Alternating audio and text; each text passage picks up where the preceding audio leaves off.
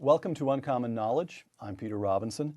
Joining me today, economist Thomas Sowell of the Hoover Institution, the author of such classics as Basic Economics and The Vision of the Anointed. By the way, The Vision of the Anointed explains everything. It is a truly great book. When I call that one a classic, I really do mean it. Author of such classics as The Vision of the Anointed, Dr. Sowell has most recently published Economic Facts and Fallacies, several topics from which we will now be discussing. Men and Women, from Economic Facts and Fallacies. I'm quoting you to yourself, Tom. Quote, "It is widely believed that the rise of American women in high-level occupations since the 1960s has been due to anti-discrimination laws, and that these in turn have been due to the feminist movement. In reality, the proportion of women in high-level occupations was greater during the first decades of the 20th century than in the middle of the 20th century, and all of this was before the feminist movement." Explain. Yes, in the first half of the 20th century, for example, in 1908, the percentage of women in who's who in America was twice what it was in 1950. And various fields, if you look at the women who got PhDs in economics, chemistry, who got law degrees, other postgraduate degrees, those were all higher in the 20s and 30s than they were in the 50s. And there was a very simple reason for it. Women in those days got married later. In the early years in of the the century. early years. Right. Over time, the age of marriage and the age of beginning to have children began to decline. And the classic era was, of course, the era of the baby boom. And that's when women hit a low in their proportion of the postgraduate degrees and in the professions in which those degrees would be used. Now, around 1956, the age of marriage began rising. And in 1957, the age of having children rose, strangely enough. And as that rise continued, you saw women rising again in these various professions.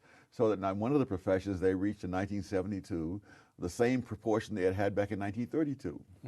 And as the age of marriage kept rising and as the number of children kept falling, women went on to higher and higher levels. Now, the people on the other side say the opposite by the simple expedient of looking as if the world began in 1960. They ignore all the rest of that, and they say it's all due to the feminist movement, to anti-discrimination laws, and so forth. Well, you're right. I'm going to quote you again. "Among the many factors which influence male-female economic differences, the most elusive is employer discrimination."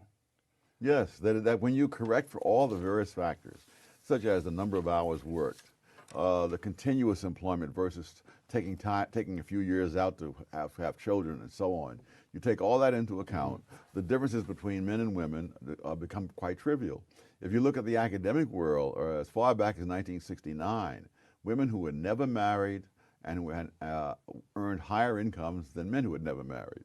They became a tenured professor at a higher rate than men who had never married. And then later on, if you look at the general population, if you take the women who are past the childbearing years and who work continuously, their incomes were higher than men who would work continuously, and so on. So the difference is that not that the employer is paying them differently, but that they have different characteristics. So the central variable in explaining economic differences between men and women is not employer discrimination, not the rise of feminism. It's that women, it's child rearing, marriage and child rearing. That's the variable. As that varies, a women's arrival or participation rate in high-level occupations varies with that. That's Absolutely. the okay. Now, in principle, you note, family responsibilities could be perfectly evenly divided between fathers and mothers. But that isn't the way it has worked in practice. Quote, I'm quoting you again, "Since economic consequences follow from practices rather than principles, the asymmetrical division of domestic responsibilities produces male-female differences in income," close quote. Question, what are the policy implications of that? If we become fixed on eliminating male-female income differences, is it the case that the only choice, the only route for doing that is to involve the government in redesigning the very nature of the family? Well, or am I leaping to a melodramatic conclusion? No. Yeah, and logically that's certainly true. However, not all domestic responsibilities can be shared equally, such as having babies, which is not an inconsequential thing since the existence of the human race depends on it. But what it means is that women make choices that make a lot of sense for them. For example, the choice of occupations, that women tend not to go into occupations in which there's a very high rate of obsolescence.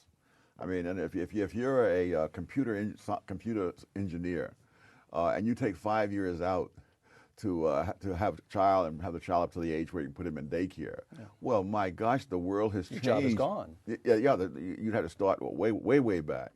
On the other hand, if you become a librarian, you become a teacher, other occupations like that, then you can take your 5 years off, come back, and pick up pretty much where you left off. Right.